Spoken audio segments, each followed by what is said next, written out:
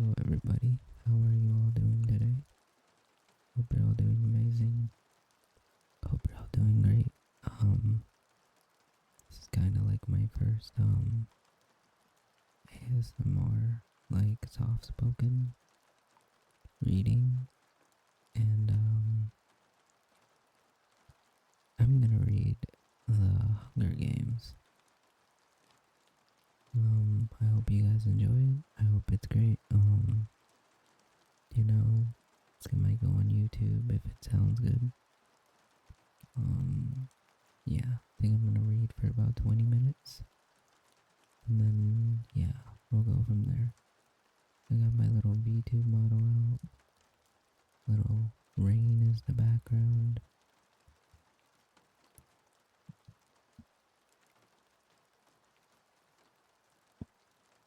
And stuff like that, so, let's get to it. Part 1. The Tributes. Chapter 1. When I wake up, the other side of the bed is cold. My fingers stretched out, seeking Prim's warmth, but finding only the rough canvas cover of the mattress. She must have had bad dreams and climbed in with our mother. Of course, she did. This is the day of the reaping. I propped myself up on one elbow. There's enough light in the bedroom to see them. My little sister, Prim, curled up on her side, cocooned in my mother's body, their cheeks pressed together. In sleep, my mother looks younger, still worn, but not so beaten down. Prim's face is as flesh as a raindrop, as lovely as the primrose for which she was named. My mother was very beautiful once, too, or so they tell me, sitting at Prim's knees, guarding her, as the world's ugliest cat, mashed in nose, half of one ear missing, eyes the color of rotting squash. Prim named him Buttercup, insisting that his muddy yellow coat matched the bright flower. He hates me, or at least distrusts me even, though it was years ago. I think he still remembers how I tried to down him in a bucket when Prim brought him home. Scrawny kitten, belly swollen with worms, crawling with feelies. The last thing I needed was another mouth to feed. But Prim begged so hard, cried even. I had to let him stay. Turned out okay. My mother got rid of the vermin, and he's a born mouser. Even catches the occasional rat. Sometimes, when I clean a kill, I feed Buttercup the entrails. He has stopped hissing at me. Entrails, no hissing. This is the closest we will ever come to love. I swing my legs off the bed, slid into my hunting boots. Supple leather has molded my feet. I pull on trousers, a shirt, tuck my long dark braid up into a cap, and grab my forage bag. On the table, under a wooden bowl, to protect it from hungry rats, cats alike, sits a perfect little goat cheese wrapped in basil leaves. Prim's gift to me on reaping day. I put the cheese carefully in my pocket as I slipped outside. Our part of District 12, nicknamed the Seam, is usually crawling with coal miners, heading out to the morning shift at this hour. Men and women with hunched shoulders, swollen knuckles, many who have long since stopped trying to scrub the coal dust out of their broken nails. The lines of their sunken faces But today the black cinder streets are empty. Shutters on the squat gray houses are closed. The reaping isn't until 2. May as well sleep in if you can. Our house is almost at the edge of the seam. I only have to pass a few gates to reach the scruffy field called the meadow. Separating the meadow from the woods, the fact enclosing all of District 12 is a high chain link fence topped with barbed wire loops. In theory, it's supposed to be electrified 24 hours a day as a deterrent to the predators that live in the woods. Packs of wild dogs, lone cougars, bears that used to threaten our streets. But since we're lucky to get 2 or 3 hours of electricity in the evenings, it's usually safe to touch. Even so, I always take a moment to listen carefully for the hum. That means the fence is alive. Right now, silent as a stone, concealed by a clump of bushes. Flatten out on my belly, slide under a 2-foot stretch that's been loose for years.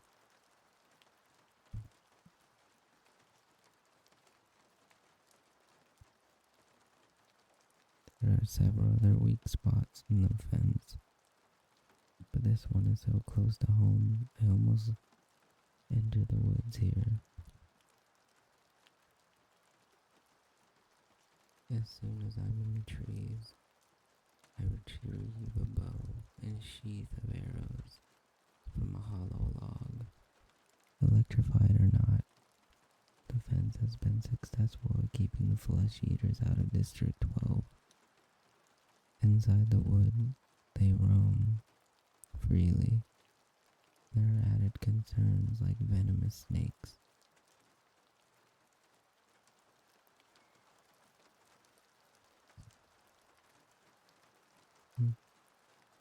Rabid animals and no real path to follow. But there's also food if you know how to find it. My father knew and he taught me. Long before he was blown to bits in a mine explosion. There was nothing even to bury. I was 11 then. 5 years later, I still wake up screaming for him to run. Even though trespassing in the woods is illegal, and poaching carries the severest of penalties, more people would risk it if they had weapons.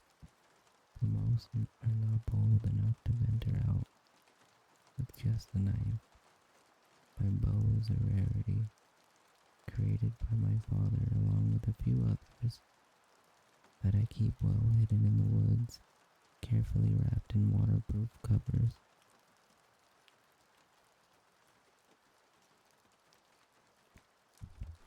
My father could have made money selling them, but if the officials found out, he would have been publicly executed for inciting a rebellion.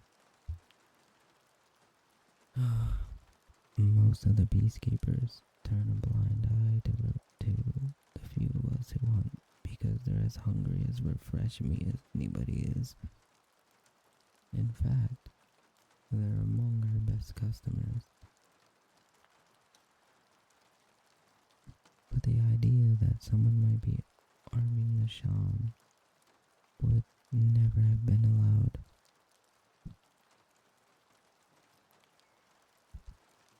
In the fall, few brave souls sneak into the woods to harvest apples, but always in sight of the meadow, always close enough to run back to the safety of District 12.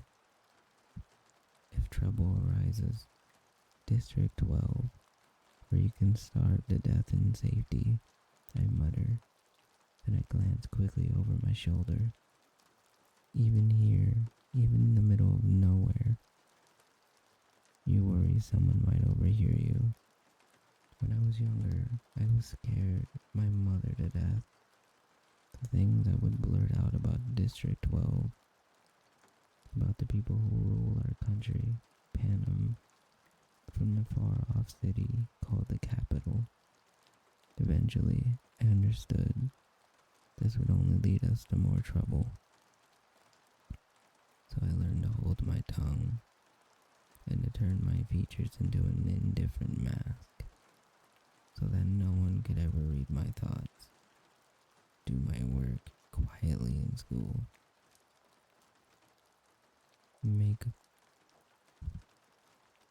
discuss little, make only polite small talk in the public market, discuss little more than trades in the hob, which is the black market where I make most of my money. Even at home, where I am less pleasant, I avoid discussing tricky topics, like the reaping, or food shortages, or the Hunger Games. Prim might begin to repeat my words, and then where would we be? In the woods waits the only person with whom I can be myself, Gale. I can feel the muscles in my face relaxing.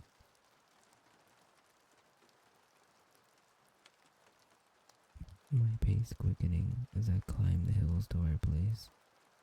A rock ledge overlooking a valley. A thicket of berry bushes protected from unwanted eyes. The sight of him waiting there brings on a smile. Gale says, I never smile, except in the woods. Hey, Catnip, says Gale. My real name is Katniss, but when I first told him, I had barely whispered it, so he thought I said catnip. Then when this crazy link started following me around the woods, looking for handouts, it became his official nickname for me. I finally had to kill the lynx because he scared off game. I almost regretted it, because he was in bad company, but I got a decent price for his pelt. Look what I shot. Gale holds up a loaf of bread with an arrow stuck in it. And I laugh. It's real bakery bread, not the flat, dense loaves we make from our grain rations.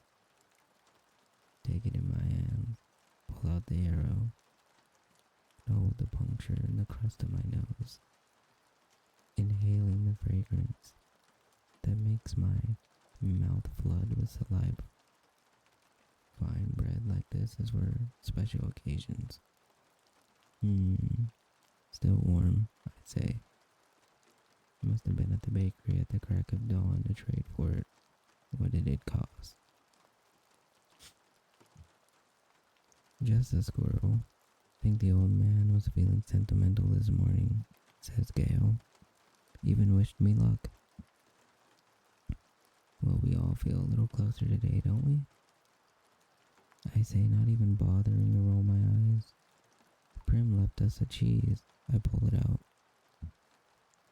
His expression brightens at the treat. Thank you, Prim. We'll have a real feast. Suddenly he falls into a capital accent as he mimics Effie Trinket, the maniacally upbeat woman who arrives once a year to read out the names at the leaping. I almost forgot. Happy Hunger Games, he plucks. Few blackberries from the bushes around us. Amid the odds, he tosses a berry in a high arc toward me. I catch it in my mouth and break the delicate skin with my teeth. A sweet tartness explodes across my tongue. Be ever in your favor. I finish with equal verb. We have to joke about it, because the alternative is to be scared out of our wits. Besides, the capital accent is so affected. Almost anything sounds funny in it. I watch Gale as Gale pulls out his knife and slices the bread. He could be my brother. Straight black hair, olive skin, we even have the same gray eyes.